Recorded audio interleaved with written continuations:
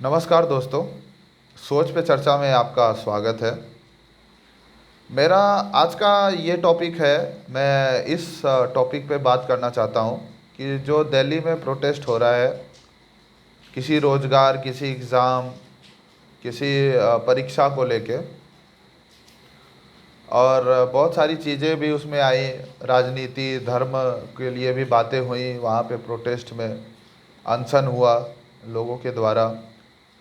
तो मैं डेली देखा, और मेरा जो अपना खुद का जो आउटपुट हुआ छोटा सा, कि क्या सही हो रहा है वहाँ पे, क्या गलत हो रहा है, क्या लोग अफवाह उड़ा रहे हैं, क्या रियलिटी है।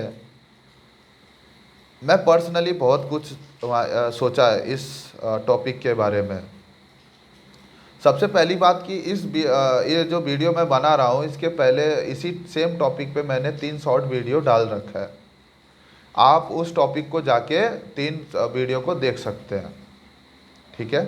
वो शॉर्ट वीडियो में आपको मिल जाएगा।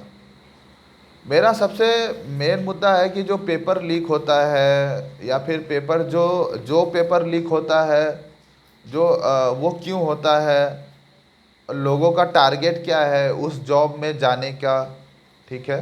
मेरी पुरानी भी वीडियो है इस बारे में कि पेपर लीक तो कुछ ऐसे बड़े बड़े एग्ज़ाम जिसमें लोग जाना चाहते हैं, और पेपर लीक होने के बाद जब वो सेलेक्ट हो जाते हैं तो अंदर जाके फिर वो करप्शन ही करेंगे, कोई बढ़िया काम नहीं करने वाले हैं। जिसका स्टार्टिंग दिमाग नेगेटिव है, वो उस डिपार्टमेंट में जाके पॉजिटिव नहीं करने वाला है। वो नेगेटिव ही एक्टिविटी करेगा, अपनी सर्विस को नेगेटिव तरीके से ही चलाएगा। वो कोई पॉजिटिवनेस, कोई डेवलपमेंट करने वाला नहीं है।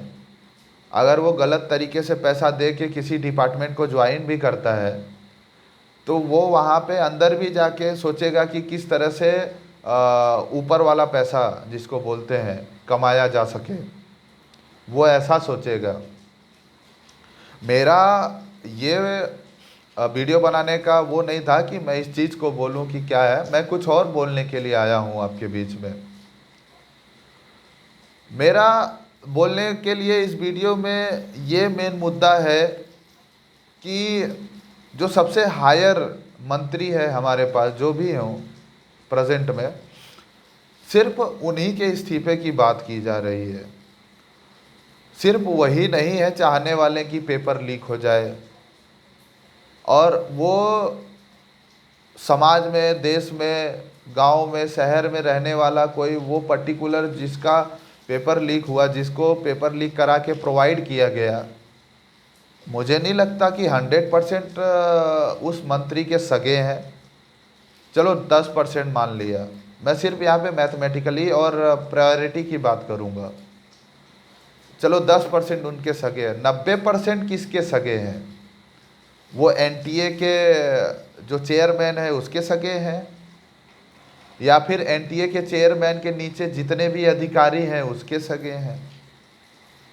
और जितने भी अधिकारी, डिपार्टमेंट के जितने भी लोग हैं, वो एग्ज़ाम को ऑर्गेनाइज करवाते हैं, तो क्या वो अभी हमारी जो करंट पार्टी है उसके जो नेता हैं, मंत्री बने हुए हैं शिक्षा विभाग के, क्या वो सगे हैं एक दूसरे के? सबसे मेन मुद्दा ये है कि कौन करप्ट तरीके से उस डिपार्टमेंट को ज्वाइन करना चाहता है, किसकी हेल्प ले रहा है, ये हमारा मेन मोटिव है। उसको पकड़ो। सिर्फ एक ही इंसान से टारगेट बना लेना, और उस टारगेट को बनाने के बाद वहाँ पे जाके अनशन करना अच्छी बात है। आप पर्टिकुलर, आप अच्छे एनर्जेटिक हो कि अनशन करने के लिए सोचे।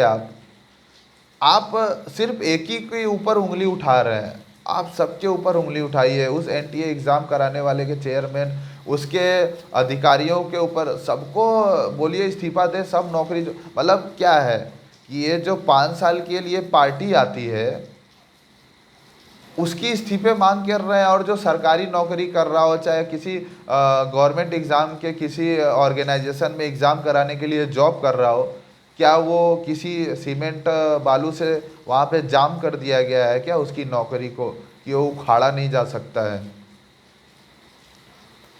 सोच के आधार पे अगर इंसान किसी डिपार्टमेंट को, गवर्नमेंट डिपार्टमेंट हो चाहे प्राइवेट डिपार्टमेंट हो या सेमी गवर्नमेंट डिपार्टमेंट हो, अगर वो वहाँ पे कोई भी सर्विस करने के लिए सेलेक्ट होता है और उसी डिपार्टमेंट के और भी पर्सन्स के थ्रू, जो भी पॉजिटिव पर्सन है, अगर उसके थ्रू ये भांप लिया जाए कि ये नेगेटिव वर्क अभी शुरू कर दिया है, इसके अंदर नेगेटिव वर्क के बदलाव आ रहे हैं, तो उसको फुल फ्रीडम होने चाहिए पॉजिटिव वाले को कि वो एक ऐसे ऑर्गेनाइजेशन को कंप्लेन करे और उसको सिर्फ सस्पेंड, बर्खास्त ही नहीं, उसे नौकरी से हाथ धोना पड़े, इतना तक हमारे देश का कानून होना चाहिए।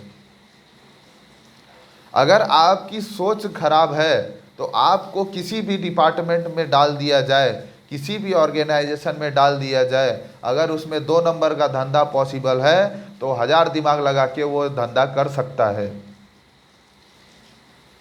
और मैं ये नहीं बोल रहा हूँ कि सिर्फ हायर डिपार्टमेंट की बात की जाए कि एनटीए का जो अध्यक्ष है या फिर एनटीए का जो चेयरमैन है, सिर्फ उसके नीचे जितने भी लोग हैं, अगर कोई मैं एक जस्ट एग्जांपल बहुत ही प्यारा बोल रहा हूँ, अगर किसी भी किचन में, होटल में एक शेफ है, अगर वो चाहे कि खाना बढ़िया बनेगा तो उसके नीचे जितने भी हेल्पर काम करने वाले हैं, चाहे वो मसाला बनाने वाला हो, चाहे सब्जी काटने वाला हो, वो कोई भी कमी नहीं छोड़ेगा, सब परफेक्टली तरीके से शुरू से लास्ट तक प्रोसेस करेगा। सिर्फ बड़े डिपार्टमेंट जो हायर चेयरमैन बैठा हुआ है, सिर्फ उसकी ये रिस्पॉन्सिबिलिटी है कि वो ना चाहे, बस काम नीचे वाला कर रहा है।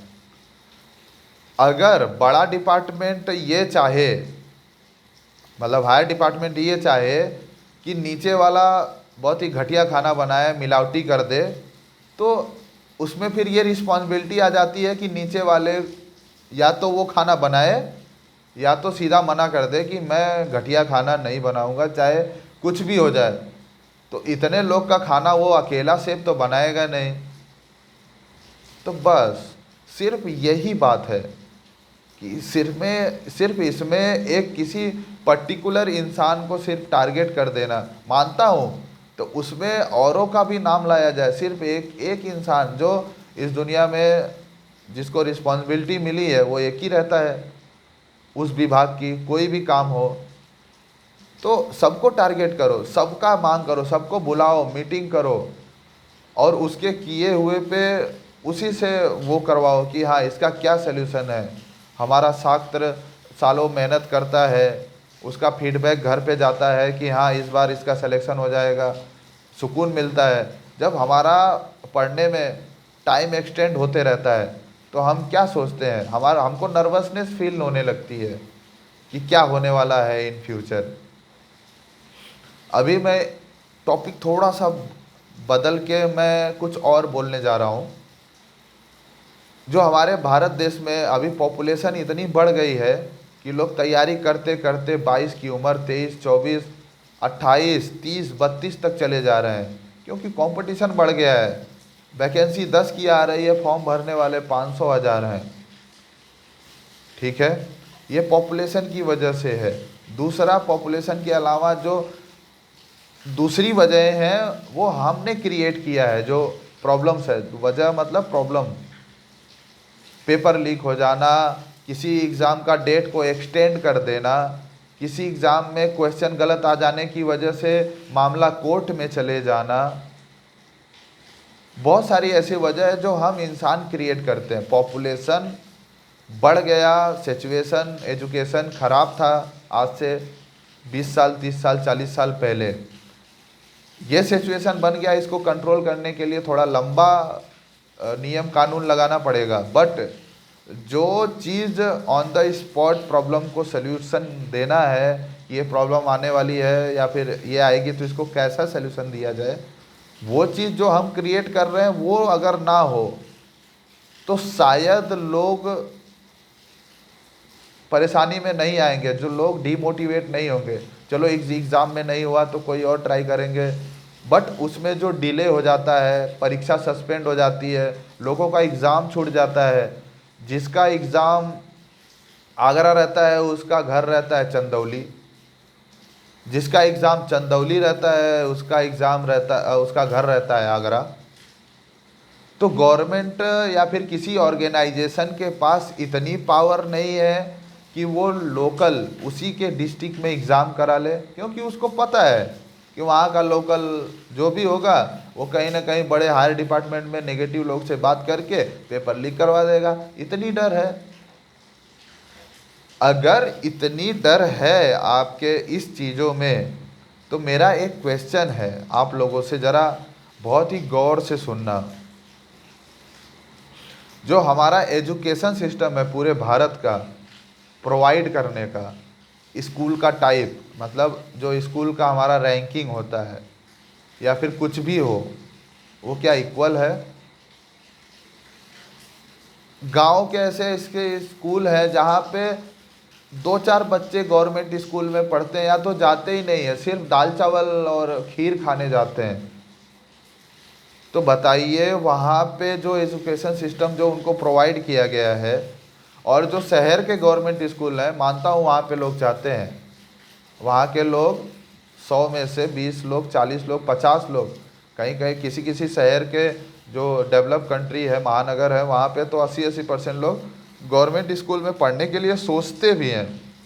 गांव में तो सिर्फ 2% लोग सोचता है, बाकी सब प्राइवेट में जाते हैं। लेकिन वो एग्ज़ाम, वो जो 2 लोग पढ़ा है गांव में, जो 98 पढ़े हैं प्राइवेट में, वो पैसा खर्चा किए हैं तो अपना एजुकेशन सिस्टम लिए हैं। लेकिन जो गवर्नमेंट ऑर्गेनाइजेशन है, अगर वो 2 लोग किसी गवर्नमेंट एग्ज़ाम में या किसी कंपटीशन के में बैठना चाहेगा, किसी भी कॉम्पिटिटिव एग्ज़ाम में, जो मैं बोलना चाह रहा था, तो बताइए वहाँ पे जो उसको 2% वाले बंदे को जो भी शिक्षा स्तर से पढ़ाया है, और किसी महानगर के किसी गवर्नमेंट स्कूल में जिस शिक्षा स्तर से उसको ज्ञान दिया गया हो, तो मैं तो यही कहूँगा कि वो दोनों फेल हो जाएंगे, क्योंकि उनको कोई एजुकेशन दिया ही नहीं गया है। वो सिर्फ स्कूल में गए हैं हाजिरी बजाने, और वहाँ के गवर्नमेंट टीचर सिर्फ बैठे हैं, कुर्सियाँ तोड़े हैं और घर चले गए हैं। तो वो भी वही कंपटीशन का एग्ज़ाम देगा जो शहर का गवर्नमेंट स्कूल में पढ़ा हुआ, या फिर प्राइवेट स्कूल में पढ़ा हुआ, या फिर गांव के प्राइवेट स्कूल में पढ़ा हुआ। मतलब शिक्षा का जो देने का जो स्तर है पूरे भारत में, हर स्टेट का, हर गांव का, हर ज़िले का, हर प्रांत, मतलब जो बोलते हैं कि हर स्टेट का अलग अलग एक है, जैसे यूपी में पूर्वांचल है और इधर है अवध है, तो सबका अलग अलग है। उत्तराखंड बन गया बहुत पहले, तो साउथ का अलग एजुकेशन सिस्टम है, उसका अलग लेवल है, और कंपटीशन एग्ज़ाम सेम में बैठ रहे हैं। तो शिक्षा देने का जो स्तर है, ऐसे ग्राफ अप डाउन है। और कंपटीशन का जो एग्ज़ाम हो रहा है, जो भी कॉम्पिटिटिव एग्ज़ाम है, किसी गवर्नमेंट ऑर्गेनाइजेशन में दाखिला लेना हो हायर एजुकेशन के लिए, या फिर कोई जॉब करनी हो उसमें, तो उसका कोई लेवल तो इसका लेवल तो सेम है सबका। जो भी एग्ज़ाम आ रहा है सबके question all India same provide किए जाते हैं।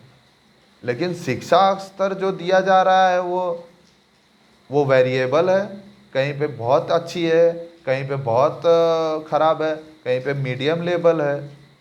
मैं ये बोलना चाह रहा हूँ। और ये वीडियो के बारे में मैं अभी एक शॉर्ट वीडियो भी अपलोड करूँगा, उसको भी आप देखना। तो सिर्फ किसी एक पर्टिकुलर इंसान को मैं मानता हूँ हायर डिपार्ट, लेकिन वही बात है ना, जब चिड़िया चुग गई खेत, तो चिड़िया को भगाने से, चिड़िया को वो करने से क्या फ़ायदा है? उससे पहले प्रोटेक्शन लगाओ ना।